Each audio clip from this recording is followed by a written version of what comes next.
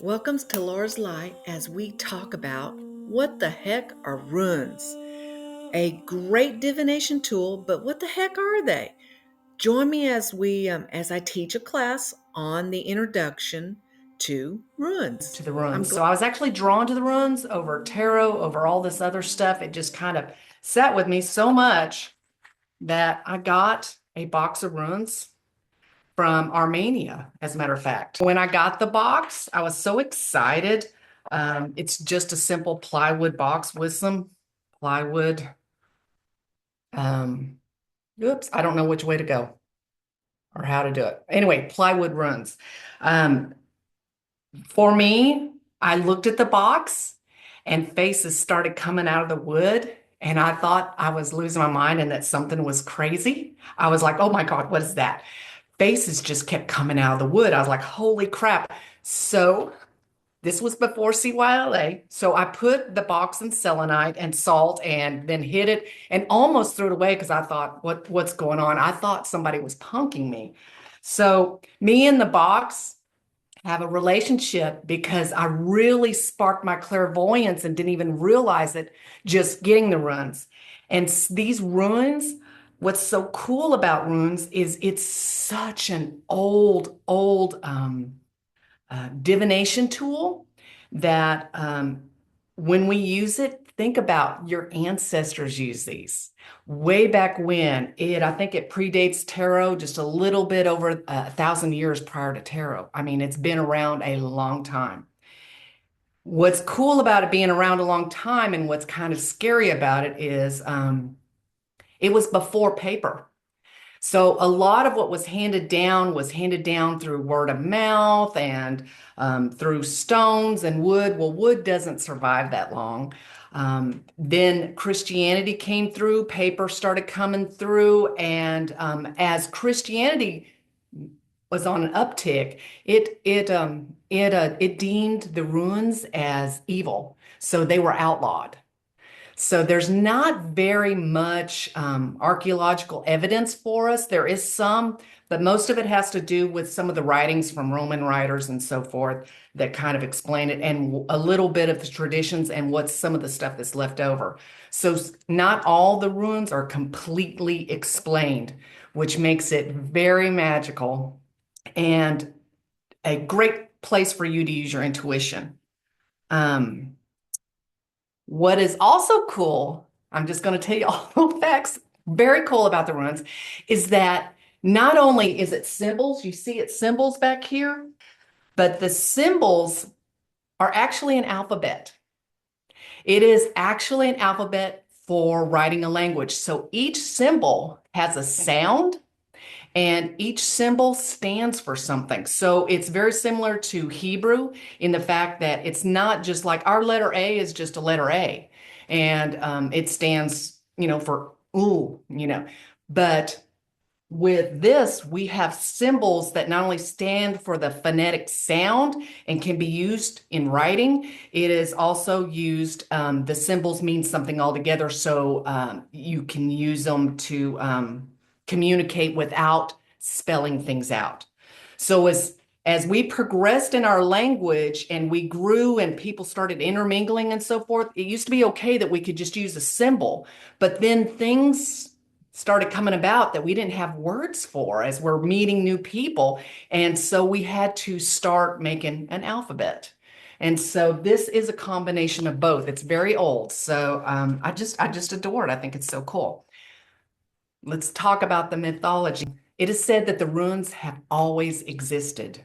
There is no story that shows the creation of runes. They have always existed. It just brings it right back to that we're all connected. It's all energy. It's not about beginnings and ends. It's about existence, and it's about tapping into something that is there for us to use. Runes have always existed. And it's said that there's a tree of life in the Norse mythology. I think it's pronounced Yggdrasil, Yggdrasil. So Yggdrasil is the tree of life that holds all the 9 realms together with its branches and roots. One of those realms is the human realm. And we have Norse creatures called norns that would tend to Yggdrasil by tending to the branches and to the leaves and so forth. And at the base of the tree was the well of wisdom. I'm sorry, the well of fate. The well of fate is what nurtures. So they would nurture the tree with the well of fate, and they would intertwine and put things into man's life for fate. Um, they carved the runes into the base of the tree.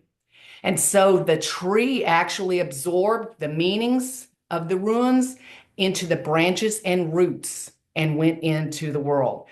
And so that is kind of cool because tradition says when you use runes, they should be carved from a fruit-bearing branch of a tree. So that's kind of the traditional thing. So I think it's all connected to nature and to that tree of the realms. Now they can be carved in stone and in antlers and in other things besides, wood, but traditionally it is in wood. Um, it is, and it is because of that Yggdrasil, because of that tree. Those Norns tended to that tree. What's cool about those Norns is there were three of them. There was the Norn of the past, there was the Norn of what is coming to be, and then there's the Norn of what should be. So when you look at ruins, it will show you the past. It won't, it's kind of cool. I love how the present is not here. The present is all what's coming to be. It's about to be. So that's the present is coming to be. And then what should be is the future, which means we have choice, which is different than the other Greek myths and so forth that says, it's fate, you really don't have a choice. With runes, you have a choice. So this just kind of looks at what is coming to be. So the god Odin, he was crazy about wisdom. He loved that wisdom. He wanted to know everything. As a matter of fact, he had two ravens, which he called memory and thought. He was just the god of wisdom. I mean, among the god of other things.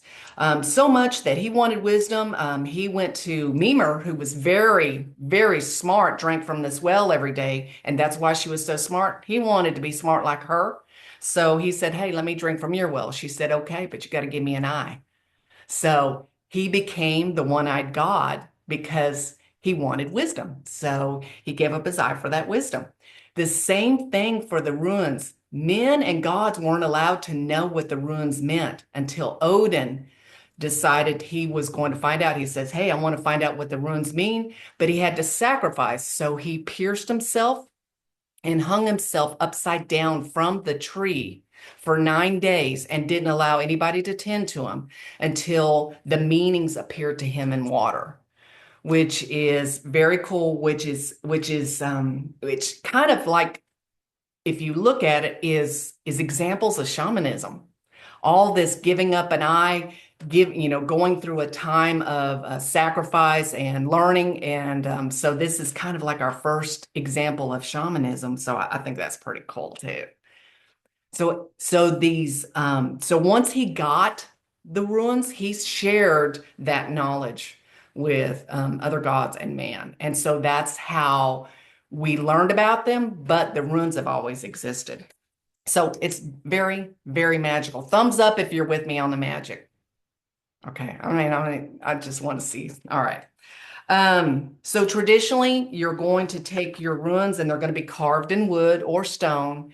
And let's see, the community priest would be the one to draw runes. So what would happen would be you would put them all into a sack, and then the priest would do the reading for the community. If you're doing it for a home, the head of household did it. Um, the runes were used as talismans. I guess y'all have all heard about a talisman, about things that, symbols that mean something to us and we carry it with us. They've also been used in runic script. With the runes, what I think is actually pretty cool, that you had to be very I guess, gifted in carving them correctly because one little tweak could change the whole meaning of a carving. And so carvers were actually like famous for carving their runes. As a matter of fact, they would carve things like, here lies this magnificent man that died in this war. The rune is carved by Laura. They put their name. They didn't put the name of the person. The name of the carver went on. So which I thought was kind of interesting. The person that actually carved the runes was the one that was well known for the rune. So with that, there's actually three different sets. There's the Elder Futhark, there's the Younger Futhark. I mean, there's several different ones. There's also witches' runes that actually are what's the word I'm looking for? They're not from the actual Futhark. They're their own kind of, but they're kind of an offset of it. And they only have 13 runes. There are 24 runes in the Futhark, which is seems like a lot when it's all scribbled on a board behind me, but actually it's not. And these runes, I'm just trying to think where I want to go. It's easy to learn them if you just take it a bite at a time. So let's just, I mean, just looking at here, I'm gonna put some of the glasses. Just looking at some of the runes, you'll see here how everything has a symbol. And then they're kind of grouped into groups of 8. So this is Freyr's ayat. They call them ayats. Ayats just means family. So this is Freyr's family, this is Hagal's family, and this is Tyr's family. And so it all is named based off of the first rune of the family. But this first set is really about our root needs. This second set is about unavoidable experiences in our life that shape us. And then this third family is about the magical aspect of things. So you do mix them up, but as you're learning them, it does kind of help to group them. And what you can do is you just take one rune at a time and just take it for a day and meditate on it. Think about what it means. Think about everything that it involves with that rune. So like for this one, it's Fehu. Fehu translates into cattle. Cattle back in the day meant security. It meant abundance. It meant wealth. It meant the difference between life and death of feeding your family. So nowadays, when we look at Fehu, we think of wealth. We think of, credit card and homes, but it's really movable wealth. And so you would take that and just kind of ruminate on what the meaning of it is. Now, I carried it with me. I even would feel the etchings, but the thing that I failed to do was I failed to look at it throughout the day. I would think about it all day. I would think about the meaning. I would think about and would feel the etchings, and I would be so excited about what it felt like, but I didn't look at it a lot. So I recommend that you look at it because I know what Fehu feels like. I know the name of Fehu, but can I remember the symbol? I know what it feels like and everything, but you need to look at it every day, carry it with in your pocket, meditate on it, and just do one a day. And my old brain, this has really worked great. And if it'll work for mine, it'll be just like y'all get it in no time. It'll be fast for you.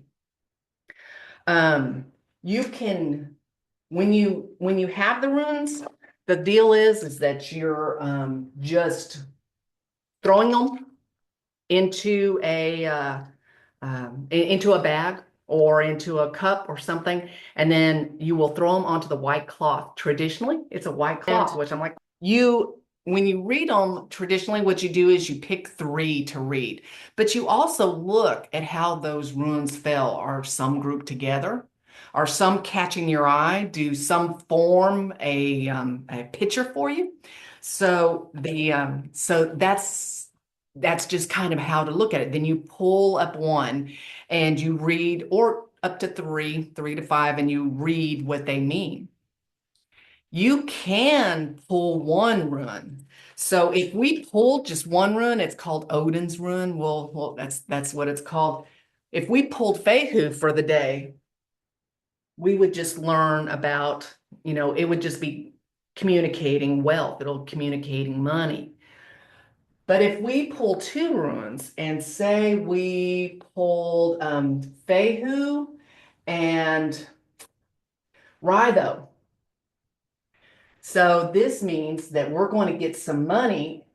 And since Rhino is about travel, this means that we're going to have maybe a wealthy journey coming up, a prosperous journey, something great. So that's going to be related to a journey. If we pull Feho with Nauthies means need, then that may mean that, hey, we're fixing to get some money coming in. It's going to meet that need that we've been done, that we're struggling with. So it's kind of nice to go ahead and pull more than one, is what I think, because they talk to each other. And as you carry them on a daily basis and start learning them one by one, you start to develop a relationship. You start to realize that I'm really close to this one. This one's easy for me and I understand it well. As a matter of fact, I'm going to kick it up a notch and pull some of my intuition into it. But as you learn how they interact with each other, it's kind of cool too. Every symbol has a story. So like Urus is the one of strength. This symbolizes an ox. Urus translates to an ox. It's ox horns. And in the alphabet, guess what Urus is? U. It's the U sound. So it's the U letter. So it's upside down. It's a U. So it kind of makes sense. Um, let's see. Nauthies means there's a need. And the reason they use this symbol is because this symbolized somebody lighting a fire saying, I need some help. We need help over here. We've got famine, or we've got pestilence, or we've got something going on, and our tribe is in need. And this is this is the symbol that they would light a fire to communicate to others that they were in need. So that's where that came from. Everything has a meaning behind it. So it can get very interesting if you're a trivia person like me. My favorite is Awaz. Awaz translates to the yew tree. This also, the meaning for it is rebirth. So it's kind of like the death card in tarot. It's a good thing. It's about rebirth. But what I think is cool about Awaz is that it is a tree that they used to use to poison to kill people. So suicide or murder, you can make a poison from the yew tree. But also the yew tree symbolizes life because it's evergreen. It's evergreen. And it has an exceptionally long life. In the wild, it can live for thousands of years. And when it is time to die, it will create a daughter tree in its decaying trunk and reborn kind of like a phoenix by growing a tree out of its trunk. So if you ever see these exceptionally old trees on the internet going, look at this tree growing inside a tree, it could possibly be a yew tree, which is very magical. It's about rebirth. And so that's one of my favorite. When you throw them, just like with tarot, you can have reversed meanings. Now, if you feel like you want to do reverse meanings, do reverse. If you don't. Go with your intuition and just grow with it. Most of what's reversed just means the opposite, but not everything means that way. Not everything is that way. There's one that it says, no, you can reverse this all you want, but really it really means the same thing. And I can't remember which one it is. It may be Perthrow. I can't remember. But for the most part, the reversed ones will mean the opposite.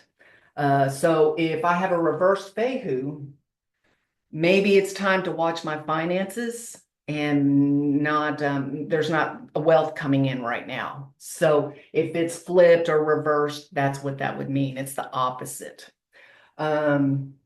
There are some of these that cannot be reversed. No matter how you put them, they're not reversed.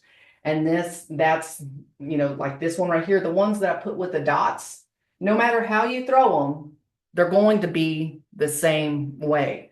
So Wilo is for sun, and obviously this is the letter S, which is so cool.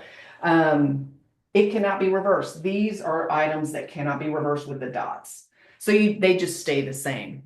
So let's talk about how we use them. We use them as talisman. So like I see a lot of times people use Tiwas a lot. That's the God tier. That's the masculine energy. That's the accomplishment. That's going forward. That's I can do this. So I see a lot of people use that. But you can also make a run script and in bind runes. So now I know this is a lot, but I'm gonna show you this now.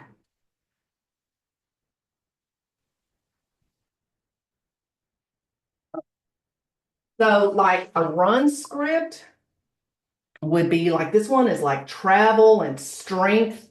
And this is again travel and light. So they're saying, hey, this script right here just means safe travels. Or you could put your travel symbol, which is the R, in between and surround it by light and joy. The P is joy. All right, and those are ways that you can make scripts, and that's a little bit of magic right there. It's a spell. It's putting out in the universe. This is my fate. This is what I want. You can put this on. They'll put scripts of things that they want, like talismans or scripts on the side of buildings, on jewelry, on drinking cups, those kind of things. I see nowadays people are doing a lot of stuff on the inside of their wrist. They're just writing it on the wrist. Then they also have what's called a bind rune, and that's where they take two runes that are real important and they smush them together. And so this makes a top secret rune that only people who can read runes would know what it means. To everybody else, it looks like a pretty design, but to you, it's like, no, back off. No, sorry, that's not what it means, but it means something totally different. So a bind rune like this one, Laguz and Gabo, these two, this means flow and this means gift.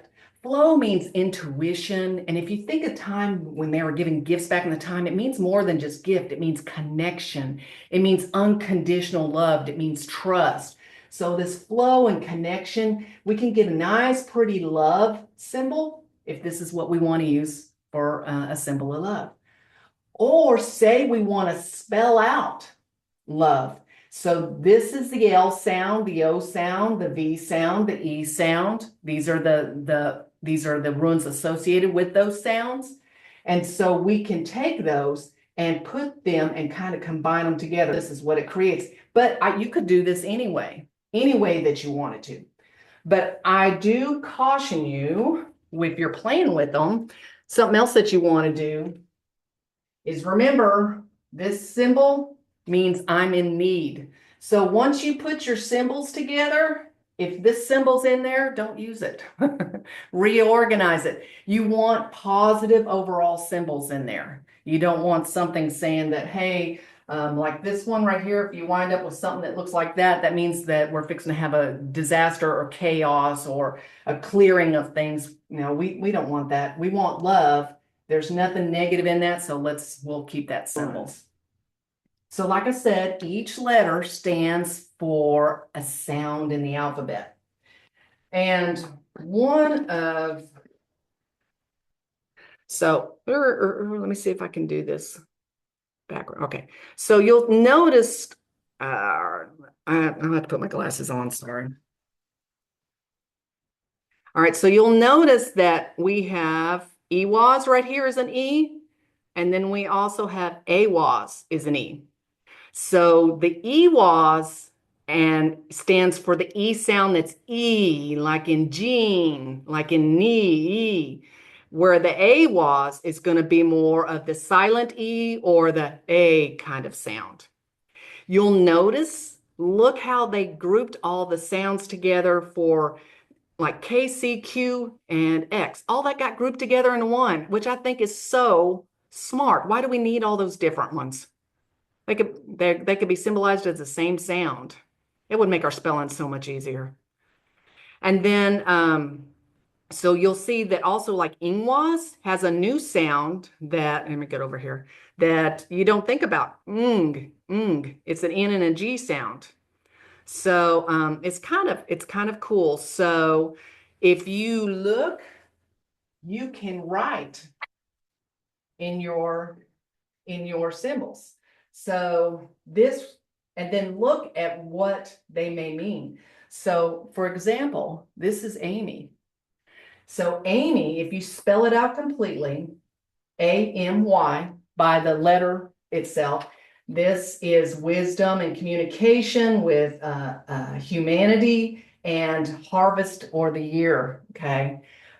Very, very cool. That's her name spelled out. Or if you want to do it phonetically, then we're going to have again the wisdom, communication, the humanity and self of the M. But then AWAS is Amy is going to be the E sound, the E. And so that is that magical one about the U tree, about rebirth and so forth. So you could spell your name anyway.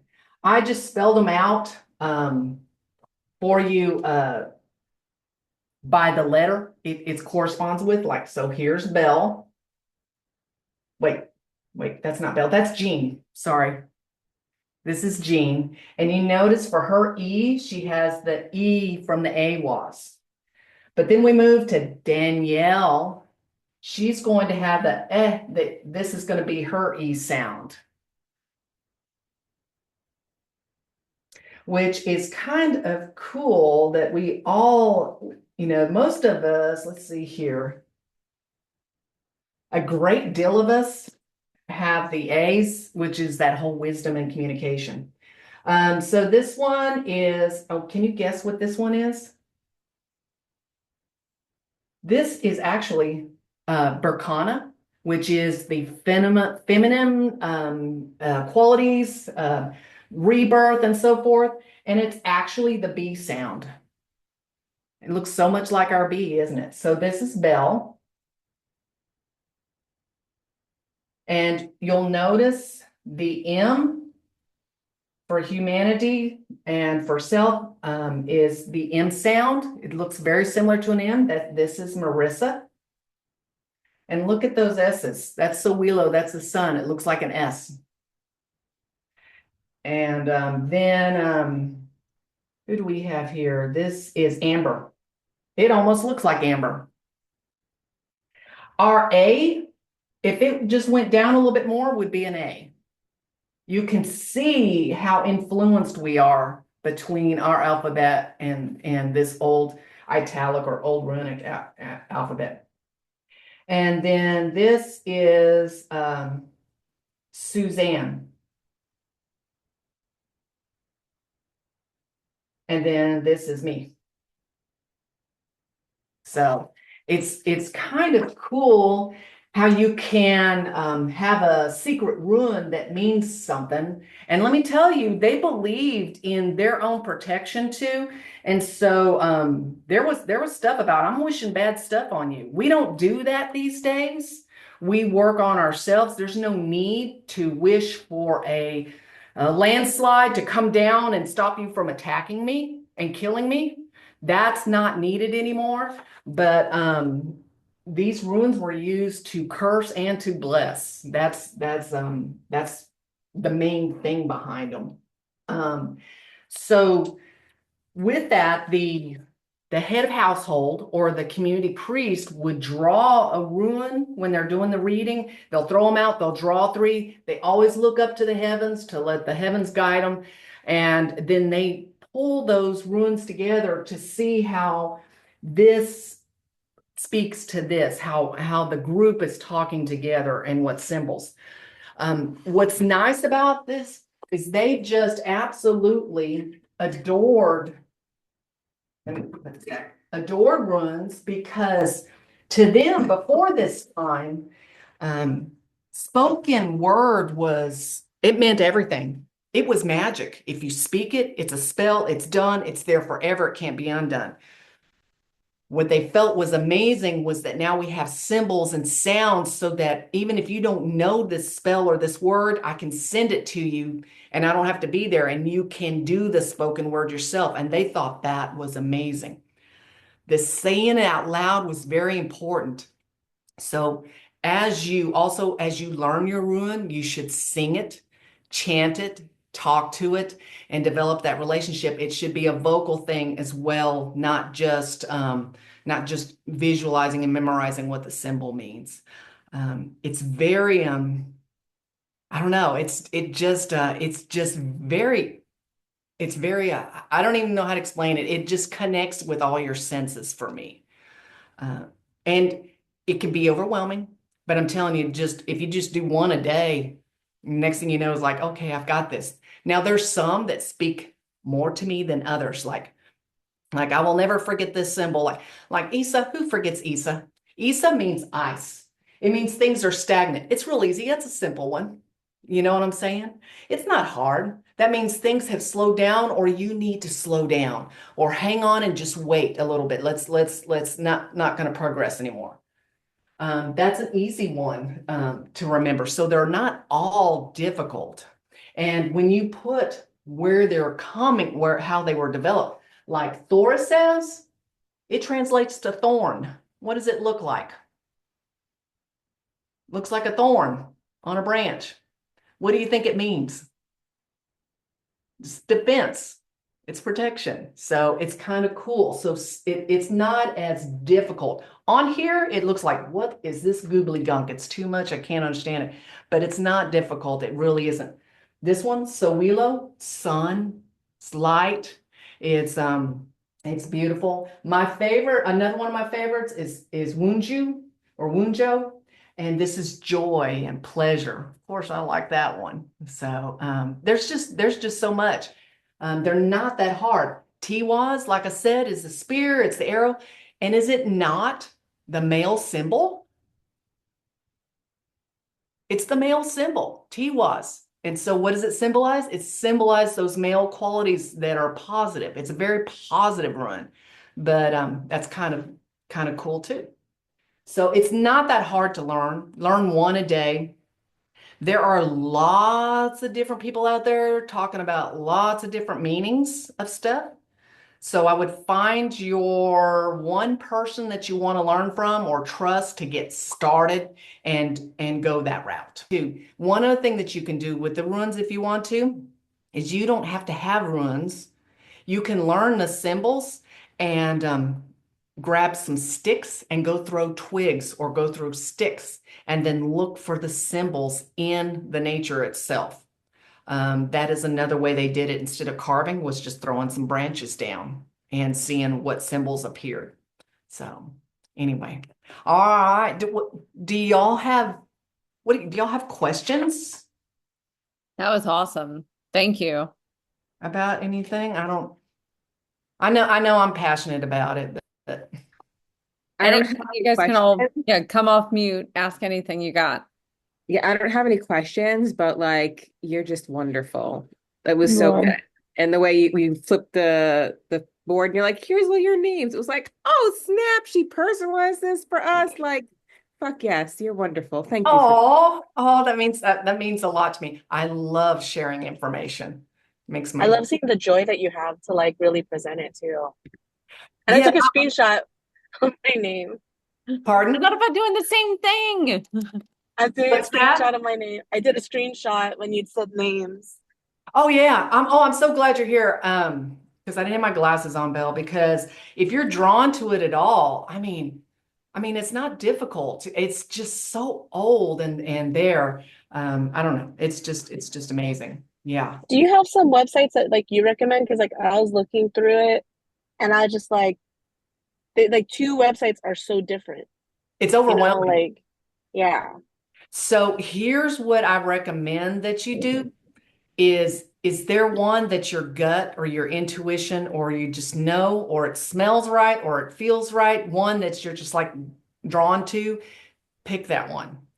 I actually when I was popping hot and all that, I picked out a book, which has been good for me because it's visual and it's audio. Because so I listened to it. So I put it in. I learned, it talked about the history. It talked about mythology, and so it was along those lines. And now I have a reference. That's where I printed our little grid from. They showed that. So I found a book that spoke to me. So, there's 3,000 TikToks out there, and so Wow. I think you need to fall in love and start to get to know your runes and then decide what you're going to believe in, because I feel strong about the white cloth, where I see lots of TikToks, people throwing it into a bowl. Or some people just throwing it on a wooden table. I see families, which is pretty cool. I see families of the father and sons throwing them on the wooden table and saying, okay, here's our plan for the day. And they run a business that has nothing to do with magic, but they're throwing their runes down every day as a family. It's kind of cool. So get your basis down, then go in there and explore what's out there, what people are doing. I know some people say, do not throw them in a bowl. Don't do that. Okay, I didn't tell you there's spreads. Like tarot spreads, you can do the past, the present, and the future. Some say you have to go backwards, past, present, future. Some are past, present, future, your objective and advice. So you can do spreads as well too. So if you want to draw three, and the first one is going to represent the future, the second one's going to represent the present, and you can do it like a spread. But you'll get on the side of TikTok where they say, don't do that, that's tarot. But I say go with your intuition. It's very intuitive, because a lot of this, once you start learning about it, it starts to speak to you. Like Pethro, they don't really know what that translates to. There's so much discussion about what it means. But they say that the symbol looks like the symbol from what they used to draw lots from. So like a dice cup, basically. And so it depending on who you talk to is what that means to a certain extent. So once you start looking at them, developing in that, you'll get your own slant on it. So go with your intuition. That long story long. Laura, I don't know if you have any insight on this, but there's a book series from my publishing house that's in when you walk in Barnes and Noble, there's like the table of tiny little spiritual books. And one of them is a little bit of runes. I just threw it in the chat. They literally, it's supposed to be like a bunch of like bite-sized little tasters. So there's like a little bit of auras. I'm looking at them on my shelf, a little bit of shamanism, a little bit of intuition. I think it looks like it's good. I haven't seen it, but this one looks good. It's a way to be magical. I was going to say that was really good. I think you answered my question. I was just wondering, do you keep them in a bag and then just pick out as like three, or how do you like pick your ruins? Yes, I do put them in a bag and then I throw them on the table and I do the traditional way to pick three. I may grow to pull out. Some people just pull out, this is the one I want. I may grow to just throw them down, and how they lay, the way that they're pointing towards each other or grouping, or maybe the way that they fall away from my body or close to my body will tell me stuff. But when I do it, I'm going to do it on a clean cloth with no distractions.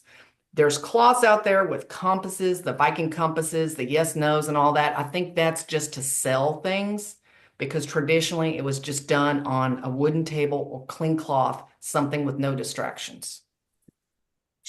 I have a question. What is the like inverted? How do you even know? Because it's a rock. Like if it's like if it's inverted, like the reverse meaning.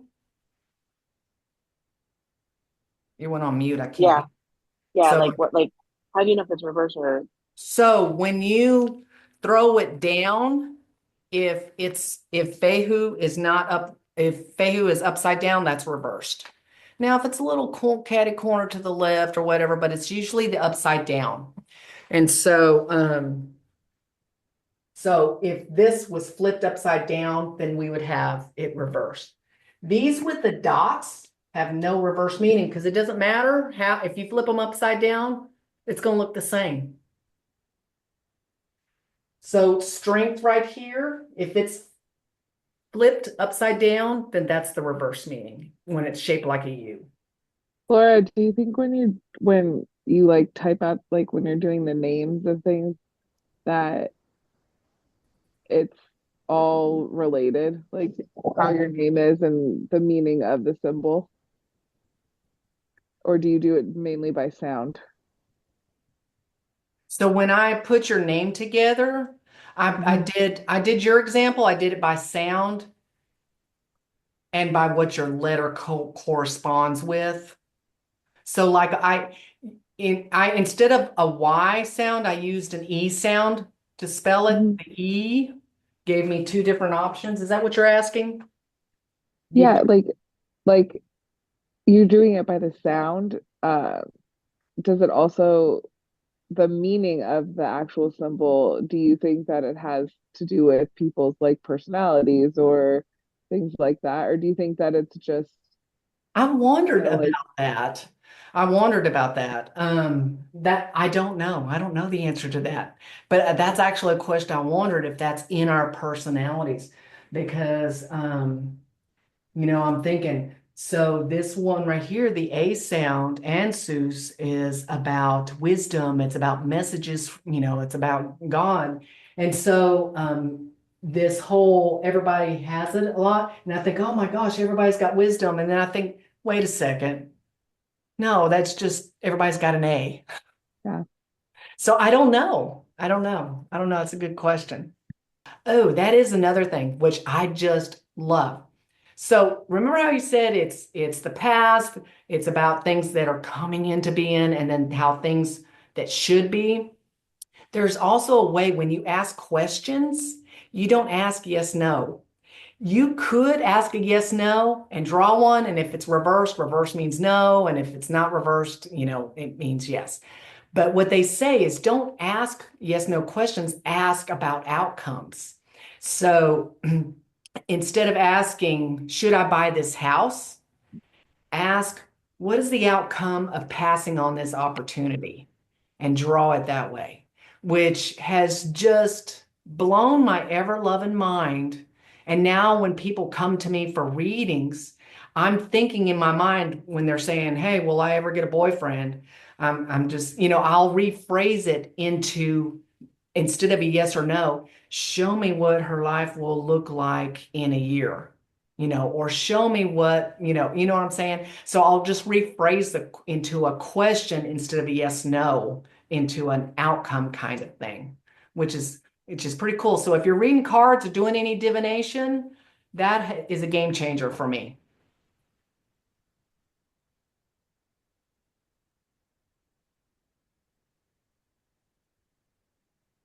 That's so interesting.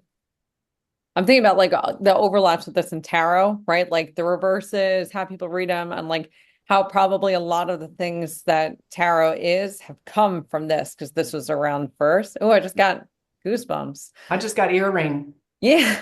And it's really in cool. my yes ear at the Like how same these time things you're kind of talking. develop and morph and change over time. And the way that you phrase those questions, though, is really interesting because we do usually go for that, that generic question of like, will I have a boyfriend?